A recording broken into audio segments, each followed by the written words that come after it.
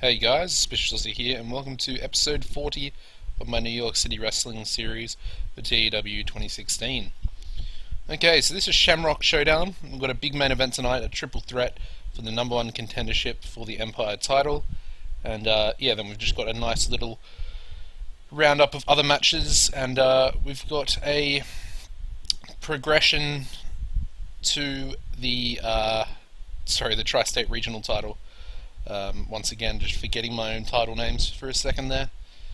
But yeah, should be a good show. Happy to run it. Okay, so we start off with the usual 100 A-star highlights package angle. Only 4,500 people in the McGaw Arena tonight, but that's okay. The wrestling industry is like 17 or 16 at the moment, and it's still falling. And I think the economy is like maybe a C-, still falling as well.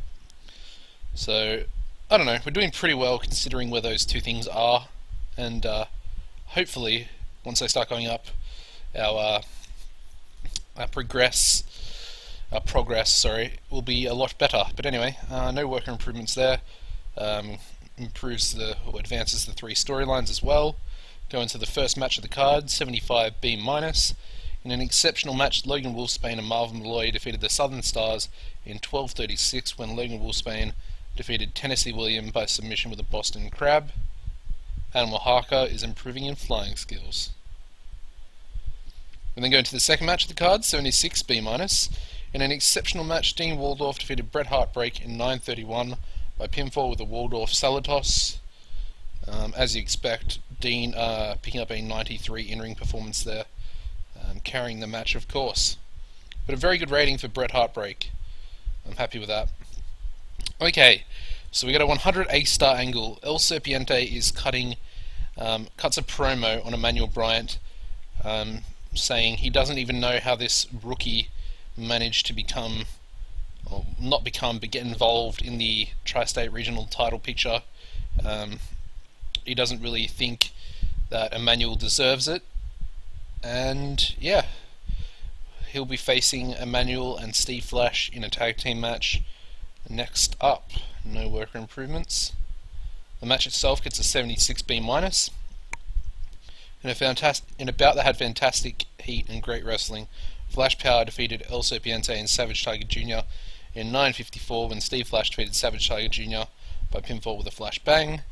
And in terms of in-ring work, El Serpiente was head and shoulders above everybody else.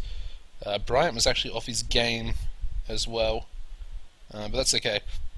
Alright, so these two guys here, Serpiente and Savage Tiger, they have teamed before, of course in the previous main storyline that we had going, the My Mask is More Prestigious.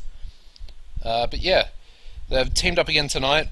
Obviously things weren't great for them. They still have issues because El Serpiente was the guy that actually beat Savage Tiger for his title, hence why he's the champion now. So yeah, they couldn't really work well as a team, and then you've got Emmanuel and Steve Flash who have a significant relationship. We'll just say that. Of course, Emmanuel is Steve's protege, but a very good rating. El Serpiente improves in technical skills as well, and yeah, it advances the storyline. I always say improve, I have no idea why though. We then get a generic Ross Henry promo, which gets a 100 A-star, of course rated on his menace, and he's just basically saying, since Spencer Spade's come into the company, he's completely been overlooked in the title picture. He hasn't even had a decent match against anyone too credible in the last few months, and yeah, he's fed up and he's tired of it. He wants to be in that title picture more than anything, as a pure wrestling fan, and of course a wrestler now. So yeah, 100 A-star generic promo there. Then we go into his match, which is a 69 C+. In a bout that had great heat and decent wrestling, Ross Henry and Xavi Ferreira defeated Born to Riot in 9:48 when Ross Henry defeated Jeff Bourne by pinfall with an Earthquake Power Slam. And then Ross was head and shoulders above everybody else. This is also the cooldown match, so it did pretty well there. 84 in-ring performance for Ross, and New York Doll improves in technical skills, and Jeff improves in performance skills. That's a really good rating for a cooldown match. I'm quite happy with the C+ there. We then go into a 72 B-. In about that had good, great wrestling and good heat. Marsh Stranger defeated Seth Whitehead in 9:49 by submission with a Cobra Clutch. Pretty good match for Seth Whitehead. He also needs a new gimmick, as his current one is getting stale. But yeah, happy with that, B-. Okay, so then go into a 100 A-star angle. It's a generic tag team promo here. So Spencer Spade approaches Ernest Youngman and says that they should team up tonight in the triple threat match and take Marv Statler out of the game, and that'll give them a chance to go at it one-on-one and prove who the better man is. Of course, these two guys have a strong friendship, but they are both heels, and they'll be competing against each other tonight in that triple threat. Ernest doesn't say anything. He just kind of looks at Spencer after Spencer's finished talking about teaming up. Well, you can't really see Ernest's eyes because he's wearing sunglasses, and Spencer's just looking at him a little bit perplexed, not sure if he is actually going to team with him tonight and take Marv Statler out of the triple threat. So we move into a 76 B-. In about that had superb wrestling and great heat. El Medico Jr. defeated Ryobi Uno in 10:17 by pinfall with a Northern Lights suplex. Very, very good rating for Ryobi. I mean, it was all El Medico, but still, and El Medico needs a new gimmick as well. But a nice, Ryobi improves in flying skills as well. Yeah, very nice 76 B- there. Okay, so then we can go into another 100 A-star angle. This time it's Ernest cutting a promo on Spencer, and Ernest says, I'm way better than you, Spencer. I don't need to take Marv Statler out of the game because I'll beat both of you in the triple threat match, and I'll become the new #1 contender for the Empire title, and then I'll win that said title back. Yeah, pretty simple. What he plans to do, he said he doesn't need to team up with Spencer Spade and take Marv out of the game. He'll just beat both of them anyway. And the match itself gets a 96 A-star. Wow. It's a very, very solid main event. In an exceptional match, Ernest Youngman defeated Marv Statler and Spencer Spade in 24:40 when Ernest Youngman defeated Marv Statler by pinfall with the hit. Marv Statler was the weak link. Okay. Struggling to keep up with everyone else in the match. That's a really, really good rating. It's our third highest match ever. Of course, the 299s. And now a 96 A-star. Very happy with that. So Ernest got a 96, Spencer got a 94, and then Marv with an 84. And Ernest improves in flying skills as well. Perfect. But yeah, that's a really good match. Really happy with that. I thought it would do well. And gets a 96 A-star. Happy days. Oh, yes! Okay, so as you can see, we're not getting those production value penalties anymore, and we pulled a 92A. Yep. A 92A. Okay. Well, I think Ernest, and then Spencer, and of course Marv. They all deserve hugs because a 96 A-star is a top rating. Very good. And I mean, a 92A. I mean, the progress, if we had a TV deal or a pay-per-view deal, man, we would be progressing so much quicker. It would be ridiculous, actually. But I suppose regional is a bit of a grind. It's supposed to be. It's an enjoyable grind, it really is, but I don't know, I'm the type of guy that likes to see progress happen quickly. But yeah, I have no doubt in my mind that, oh yes, I'm pretty sure we beat everybody, to be honest, in the actual show ratings. We even beat North of the Border, the Ed Henson Memorial Tag Team Cup, which got an 89A. We beat that. That's crazy. I can't believe that. A 92A. And no one except the 4,500 people in attendance actually saw it. Kind of makes me sad.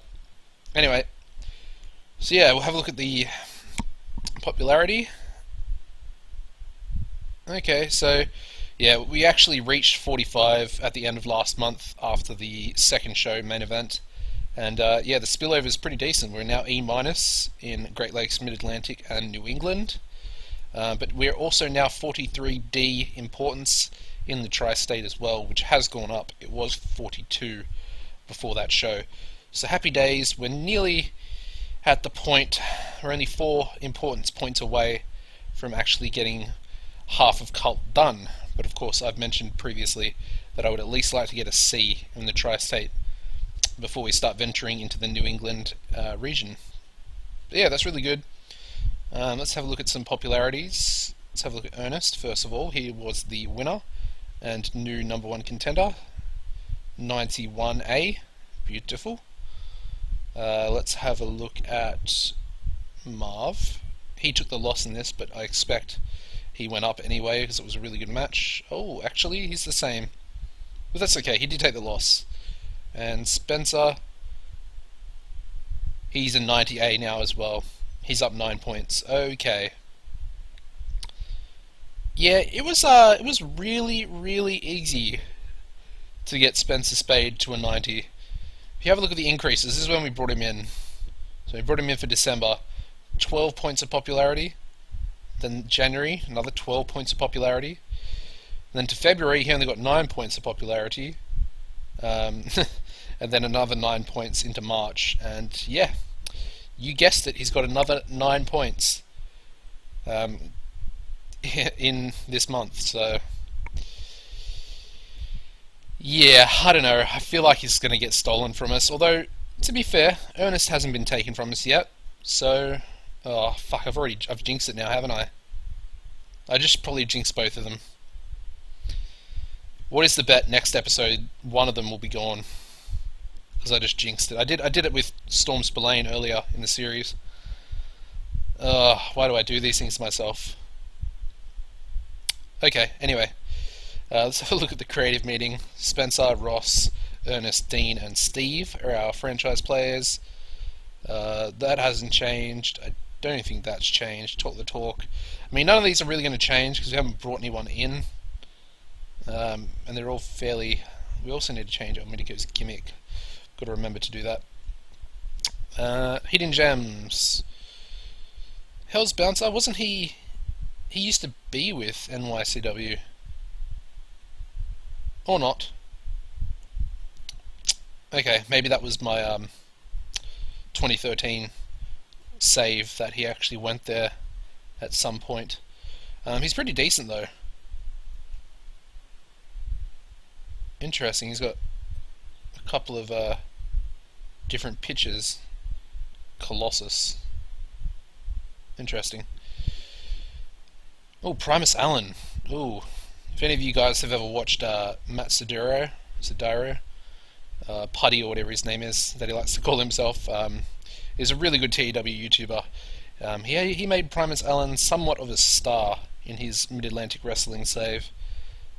Maybe we can do the same. He's only 30, so he's pretty decent, to be fair. He's got pretty good Ds across the board, and that brawling is pretty impressive, as well as the star quality.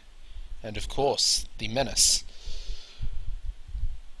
Yeah, alright, we're going to shortlist him. He's unemployed now, so... What's his pop? Okay, not too bad. Decent starting point as well. Yeah, he was pretty decent for Putty over there. But yeah, I think that's going to wrap this episode up, guys. Of course, we upgraded all the production values. We're now spending $40,500 on the production costs every month. But that's okay, because we're still making about $37,000 profit anyway after that negative there. So I'm quite happy with that profit, especially considering that our shows are pulling A's now. I mean, that's up 6 points. And I mean, that was a pretty decent show, my main event show. 86. Yeah, how did that match get an 86?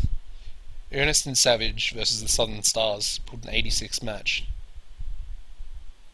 And I can see how that one pulled it because it is Spencer Spade. But still, that tag team match is a little weird. But I'm not complaining. Anyway, thank you for watching, guys. I hope you have enjoyed. Don't forget to drop a like if you did enjoy it. If you're a new subscriber, or if you're a new viewer, please subscribe. Got to try and get that right. Yeah. Anyways, guys, take it easy and goodbye.